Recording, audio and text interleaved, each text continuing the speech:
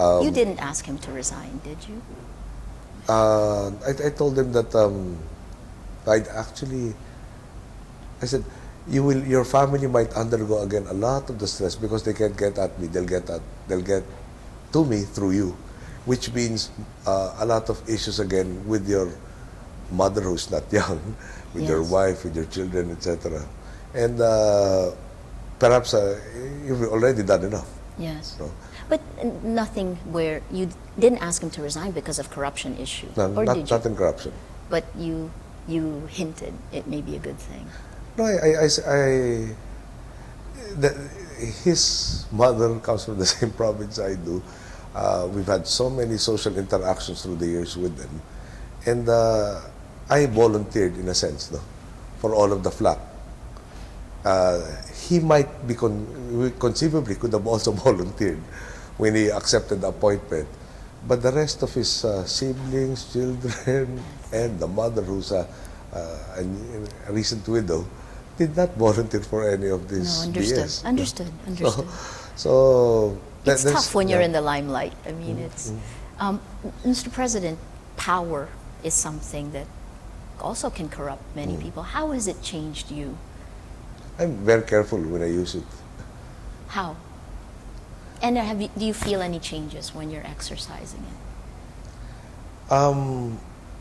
Mostly, what I feel is disappointment that it had to get to that point.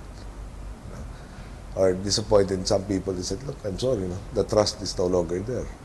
But in general, sir, as president now, you've been president since 2010. How has power changed you? Well, shall we say I'm less pessimistic. Less pessimistic? When I was in the Senate, for instance, there was a point that, and I think close to somewhere around the point that I was being asked to run for the presidency, one of my answers was, I'm not even sure I want to join the 2016 elections for re-election. And being in the opposition for such a long time, the realities of the real politics of it, there were instances where you felt like you really were Don Quixote tilting at the windmill. Yes. It does become tiring. Now, the difference is, I told Butch about at one point in time, I have no problem with the moral victory, but it would be nice to taste the complete victory from time to time. And we had a good laugh out of that. But now, I have full responsibility for everything this government does. And the power comes in that we can really affect the changes. We don't have to tolerate the status quo that has not benefited the people. Are you beholden to anyone? Only to the people. What is the most difficult decision you've ever made as president? One of the reasons, it might sound a little bit arrogant, but when we started out, we really were looking forward to the weekend.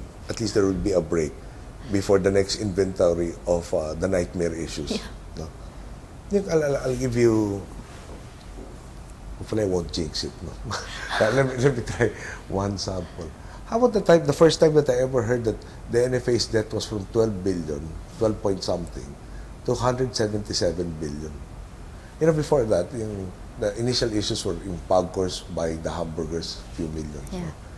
Then we started talking billions. And yeah. How about funding for the pension system for the uniformed services?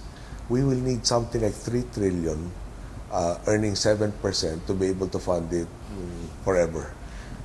They don't have deductions. There is no real pension system. It's all government and budget support, year in, year out. It's now something like 52 billion. So by the time I step down, it's 80-something billion. And unless we're able to fund the pension system or increase GSI's capitalization for them to be self-sufficient. So what is the decision you made that is most difficult? I'll have to. I haven't made notes on this No, decision. it's okay, sir. Whatever you think, because it's wonderful to talk to the leader of the country. I mean, that's, and you were the one who were having to make those choices. What is the most difficult decision you've had to make as president? Well, amongst them would be whether or not to go for the impeachment. Definitely. That would be one of them. That's all or nothing. Anything after that? Um, parang they're all. They're all. I won't say that they're all equally hard. No? Let me. How about treading the? What is the direction we should have with our relations with China? Yes. No? Parang adopt the kowtowing attitude, Yes. or stand up for that which you think is right. And when you stand up for that which is right, how hard should it be, or how diplomatic should it be? What guides you? What are your principles in that? Primarily, well, I'll do everything that I can, then leave everything else to God. No? Then I'll say, hopefully He will guide us, He will strengthen us, He will point the directions that we're supposed to go to. Then I apply the test of what would a reasonable individual expect, do in this particular set of circumstances.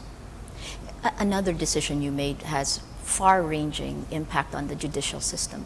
I mean, when you had the candidates in front of you, what made you decide to choose the youngest person, Maria Lourdes Sereno, as the Chief Justice? Well, there was somebody else that I also wanted to be there but wasn't on the short list. No?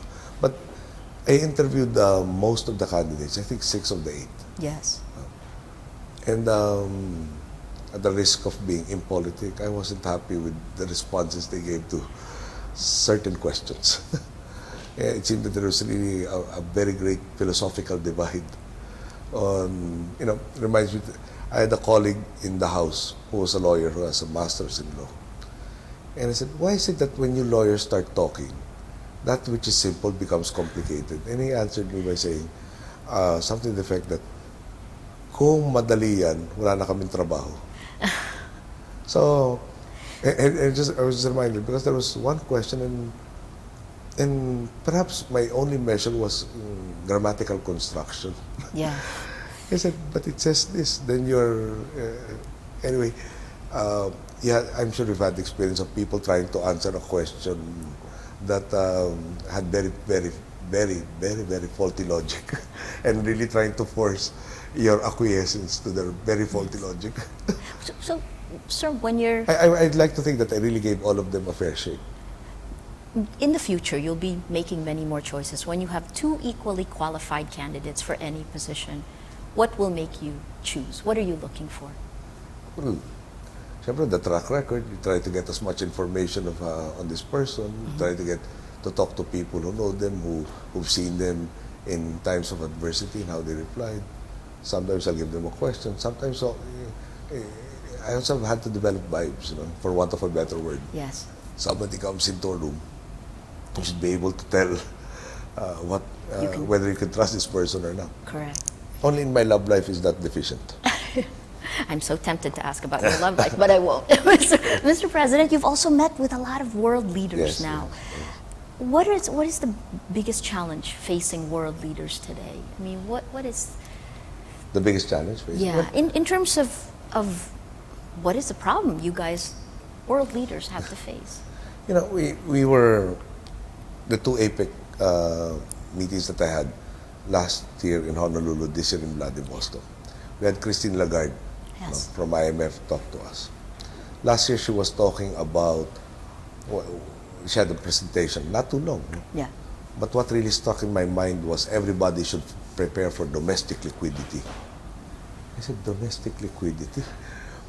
Is that, and the fear is, going into it, are we in the same frame of mind that led to the Depression, where there were people who thought you could insulate yourself from everybody else's problems? Yeah. And in fact, the isolationism exacerbated and accelerated the realization of the Depression. Then we have here the IMF head talking about domestic liquidity. He said, are we back there? And President Obama asked 2 of us, I think it was the Papua New Guinea Prime Minister, because I was really just listening to everybody's comments. Yeah. A lot of this, as you know, is a lot of motherhood statements. Yes. So when he asked us, he prompted us to contribute, we said, and I basically said that, this is a period of time where we should be learning from lessons of history, where you really cannot isolate yourself. Great. And we're more connected now than we were then. And when we leave no room for the others to, to try and get themselves out from this rut, then we are guaranteeing that they fail, and then there's a domino effect of everybody else failing. The beggar thy neighbor. Yeah. Yeah. So energy spotted in that particular manner also. No, of course we'll help all of them, but they have to step up to the plate, etc., etc. You must remember that certain countries were being asked to come up with austerity measures Yes. that were extremely painful. Now, there's one country in Europe, and they interviewed one of the bureaucrats, said, "I'm being asked basically to restart my life. No? When I entered government, this was my pay, my benefits. So after the reduction in benefits, the increases in taxes, the reduction in pay, I'm practically where I started off." And after, assuming that they're able to do that, then they were being asked to give more. And You're not talking of Greece. You're talking of Greece, Spain. Greece would be one of them. Yeah, Spain.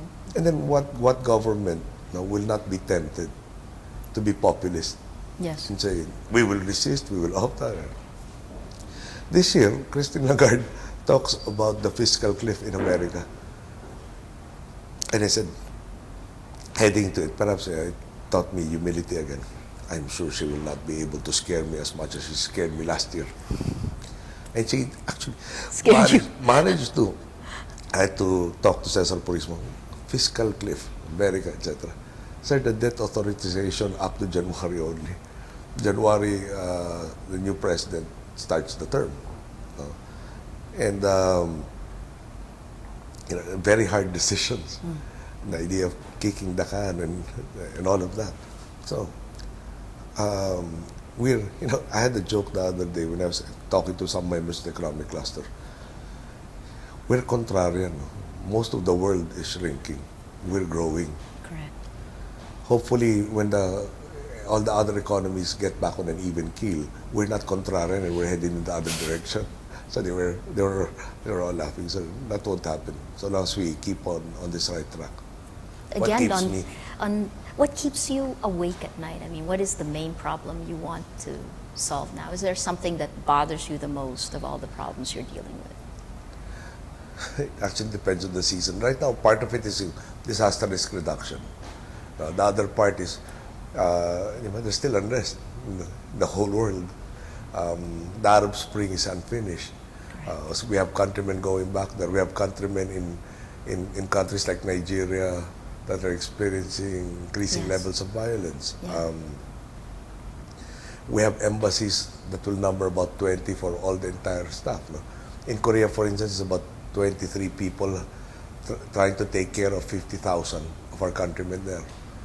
Will we be ready to respond? Global terrorism is also another aspect. Yes. And there is, of course, that danger, what they call the lone wolf. People who are below the radar, who might come in.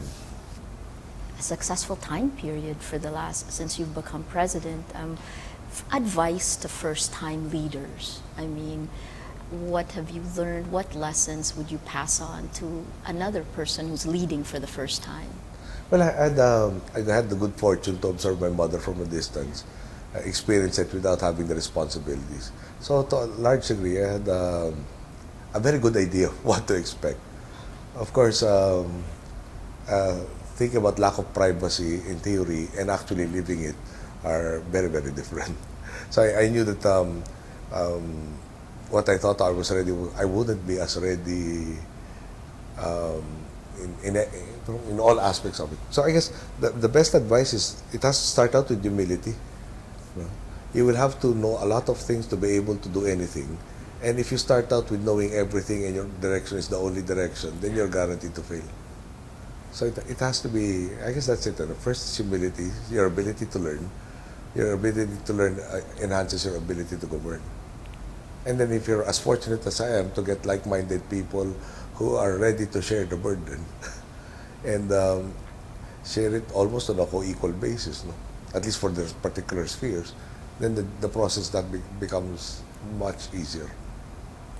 Thank you, Mr. President. Thank you. We've been speaking with Philippine President Benigno Aquino III. I'm Maria Ressa. Thank you for joining us on Talk Thursday.